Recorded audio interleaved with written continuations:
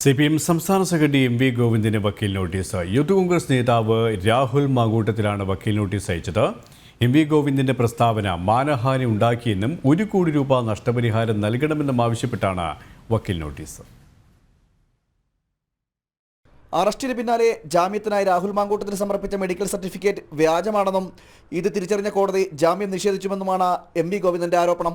ഈ ആരോപണങ്ങൾ മാനഹാനി ഉണ്ടാക്കിയെന്നും പൊതുപ്രവർത്തകൻ എന്ന നിലയിൽ തെറ്റിദ്ധാരണയ്ക്കിടയാക്കിയെന്നും അതിനാൽ നഷ്ടപരിഹാരം നൽകണമെന്നും ആവശ്യപ്പെട്ടാണ് വക്കീൽ നോട്ടീസ്. ₹1 കോടി നഷ്ടപരിഹാരം നൽകണമെന്നും വാർത്താ സമ്മേളനം വിളിച്ച് മാപ്പ് പറയണമെന്നും രാഹുൽ മാങ്കൂട്ടത്തിൽ ആവശ്യപ്പെട്ടു.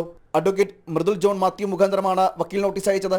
തിരുവനന്തപുരം ചീഫ് ജുഡീഷ്യൽ മജിസ്ട്രേറ്റ് കോടതിയിൽ ജാമ്യത്തിനായി ഡിസ്ചാർജ് സർട്ടിഫിക്കറ്റും ആരോഗ്യ വിവരങ്ങളടങ്ങിയ മെഡിക്കൽ സർട്ടിഫിക്കറ്റും രാഹുൽ ഹാജരാക്കിയിരുന്നു. കോടതി നിർദ്ദേശപ്രകാരം വീണ്ടും ജനറൽ ആശുപത്രിയിൽ പരിശോധന നടത്തുകയും ആരോഗ്യപരമായ കുഴപ്പങ്ങളിൽ നിന്ന് റിപ്പോർട്ട് ലഭിക്കുകയും ചെയ്തു.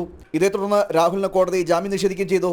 ഇതോടെ രാഹുൽ ഹാജരാക്കിയ മെഡിക്കൽ സർട്ടിഫിക്കറ്റിനെതിരെ CPM രംഗത്ത് വരികയും ചെയ്തു. ജനം, തിരുവനന്തപുരം.